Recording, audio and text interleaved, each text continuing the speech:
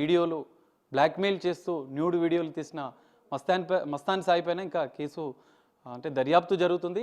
ఫిర్యాదు చేసిన లావణ్య మనతో ఉన్నారు. అసలు ఏంటి, ఎన్ని వీడియోలు ఉన్నాయి, అసలు ఏం జరిగింది అన్న అంశాలను మనం తెలుసుకునే ప్రయత్నం చేద్దాం. హాయ్ లావణ్య, అసలు ఏం జరిగింది? మీరు ఇప్పటివరకు రాజ్ తరుణ్ పైన పోరాటం చేశారు, ఇప్పుడు మస్తాన్ సాయి పైన ఫిర్యాదు చేశారు. అసలు ఎన్ని వీడియోలు ఉన్నాయి, ఇలాంటి ఆధారాలు మీరు పోలీసులకు సమర్పించారు? మస్తాన్ సాయి చేసింది ఆన్ గోయింగ్ ప్రాసెస్ అండి. ఇప్పుడు అతను పర్ డే మళ్ళీ ఇంకొక 20 యాడ్ చేస్తాడు, 30 యాడ్ చేస్తాడు. సో అన్ని క్యాలిక్యులేషన్ ఇంకా కాప్స్ చెప్పాలి. ఎందుకంటే అతను కొన్ని క్లౌడ్ అకౌంట్స్లో పెట్టుకుంటాడు, ఒకటి హార్డ్ డిస్క్ పెట్టుకుంటాడు. చాలా హార్డ్ డిస్క్లు ఉన్నాయి. నేను ఇచ్చింది అయితే ఒకటి, అండ్ పోలీసులు ఇక్కడ అతను అరెస్ట్ చేసినప్పుడు ఇంకో హార్డ్ డిస్క్ దొరికింది. అందులో అయితే దగ్గర దగ్గర ఒక 2000 వరకు వీడియోస్ ఉన్నాయి. నేను నా కళ్ళతో చూసింది అయితే 44 మంది అమ్మాయిలు. అండ్ వివిధ డివైజెస్ నుంచి అతను చేస్తుంటాడు రికార్డింగ్ కూడా. అవన్నీ నిజం. అండ్ పోలీస్ ఇన్వెస్టిగేషన్లో ఇంకా మొత్తం అన్నది బయటికి రావాలి అని అనుకుంటున్నాను. మీరు బాధితులతో ఏమైనా మాట్లాడారా? మస్తాన్ సాయి బ్లాక్మెయిల్ చేస్తున్నాడు న్యూడ్ వీడియోలతో అని చెప్పారు, ఫిర్యాదులో కూడా పేర్కొన్నారు. సో అలా బాధితులు కొంతమంది స్టార్టింగ్ 2 ఏళ్ల క్రితం నాకు చెప్పినప్పుడే అతని డివైస్ పాస్వర్డ్ ఓపెన్ చేసి చూస్తేనే నాకు 850 ఫొటోస్ వీడియోస్ అతన్ని ఐక్లౌడ్ హిడెన్లో కనపడ్డాయండి.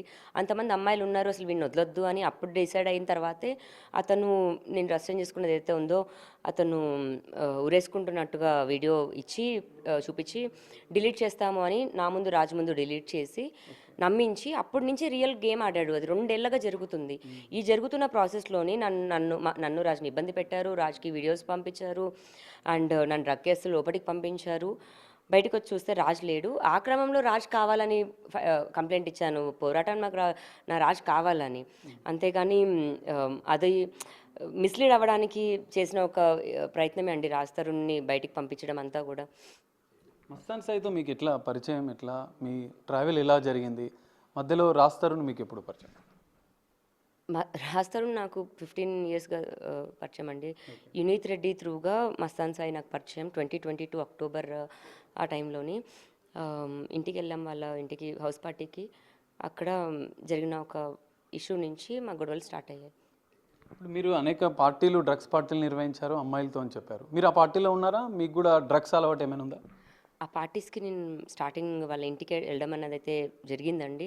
బట్ ఎప్పుడైతే ఇష్యూ స్టార్ట్ అయిందో నేనేం వెళ్ళలేదు. అండ్ గుంటూరులో వాళ్ళ కేసు అయిన తర్వాత పోలీసులు వచ్చి ఆ విల్లాని ఖాళీ చేయించారు. ఎప్పుడైతే విల్లా ఖాళీ అయిందో నేను ఎప్పుడు మళ్ళీ పార్టీస్కి వెళ్ళడం, అలాంటి పార్టీస్కి పార్టిసిపేట్ చేయడం అయితే చేయలేదు. స్టార్టింగ్ డేస్లో జరిగాయి. ఆ జరిగిన క్రమంలోనే ఏం జరుగుతుంది అని నేను తెలుసుకున్నాను. ఇది తప్పు అని నాకు అనిపించింది.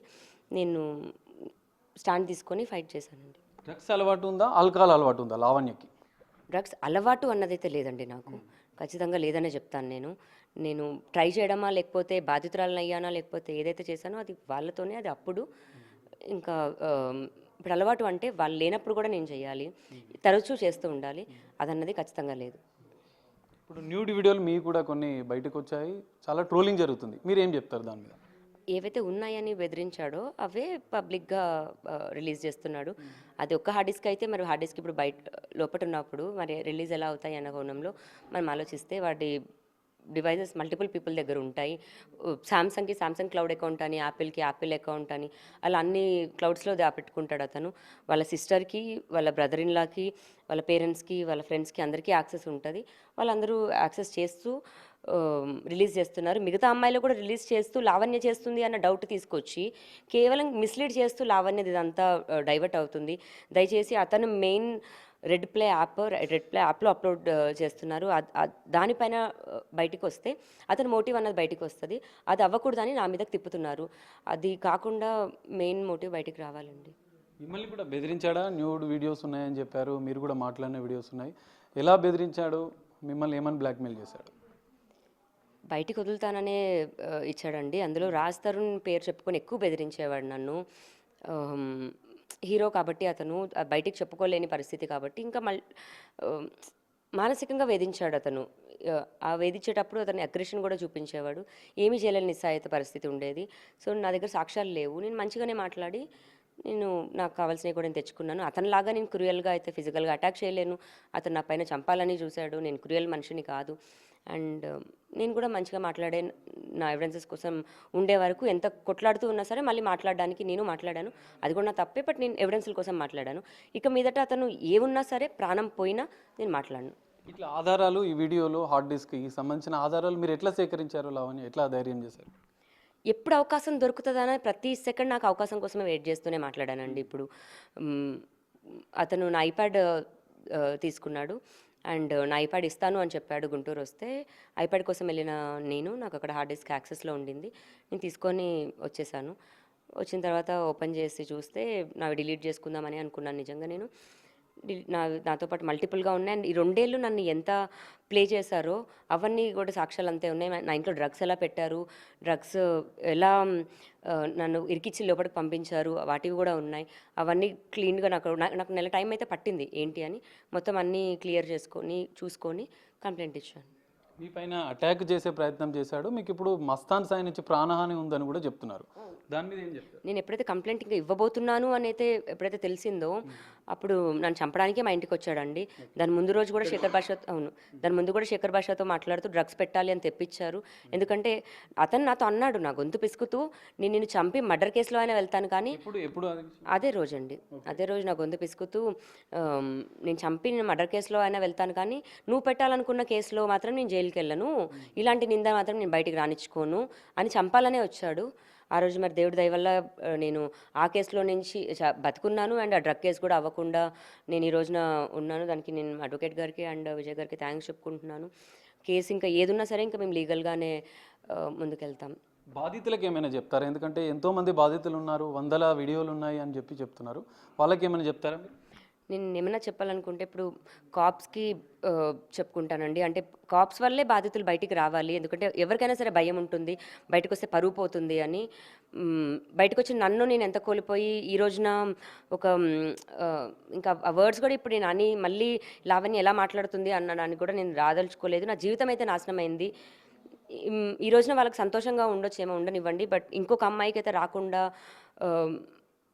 ఇలాంటి ఫేస్ చేయకుండా ఉంటుందని నేను కోరుకుంటున్నాను. ఇంకా దయచేసి నన్ను వదిలేయండి. నేను ఇంకేమన్నా థ్యాంక్స్ చెప్పుకోవాలి అనుకుంటే మీడియా అండ్ పోలీసులకి థ్యాంక్స్ చెప్పుకుంటున్నాను. అండ్ మా మమ్మీ డాడీ, మమ్మీ డాడీకి అండ్ రాజ్ ముఖ్యంగా సారీ చెప్పుకుంటున్నాను. నన్ను దయచేసి వదిలేయండి. ఇంకా నేను మంచిగా బతుకుదాం అనుకుంటున్నాను, నన్ను బతకనివ్వండి. కానీ లావణ్య, మీరు ఇంత చేసిన తర్వాత రాజ్ తరుణ్ లైఫ్ అనేది స్పాయిల్ అయిపోయింది మీరు చేసిన ఇష్యూ వల్ల. కానీ ఇప్పుడు మీరు సారీ చెప్తున్నారు, మరి ఏం చెప్తారు దాని మీద? నేను రాజ్ లైఫ్ స్పాయిల్ చేయాలని వెళ్ళలేదండి. నేను ఒక యూట్యూబ్ మీరు చేసిన ఇష్యూ వల్ల, మీ కేసుల వల్ల ఆయన కెరీర్కి చాలా ఎఫెక్ట్ అయింది. మీరు కూడా ఆయనతోని 15 ఏళ్ళు ప్రయాణం చేశారు. ఒక యూట్యూబ్ ఛానల్ రిపోర్టర్ నన్ను పోలీస్ స్టేషన్కి తీసుకెళ్ళి అక్కడ ఆఫీసర్తో మాట్లాడిచ్చిందే ఆవిడ.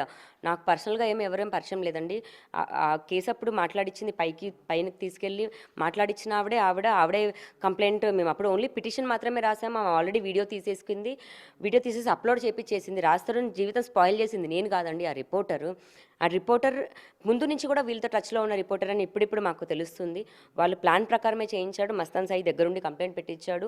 అండ్ రాజ్ నన్ను జైలుకి పంపించాడు అని ఒకే ఒక్క కారణంతో నేను కంప్లైంట్ పెట్టాను. చిన్నోడా నాకు క్షమించు, అండ్ నిజంగా దేవుడు అనేవాడు ఉండి నా తప్పు నేను తెలుసుకున్నదని అని నన్ను క్షమిస్తే మా అందరి జీవితాలు బాగుపడతాయని అనుకుంటున్నాను.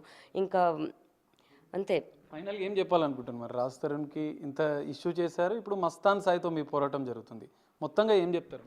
మస్తాన్ సాయి వీడియో డే 1 నుంచి రాజ్ తరుణ్కి తెలుసండి.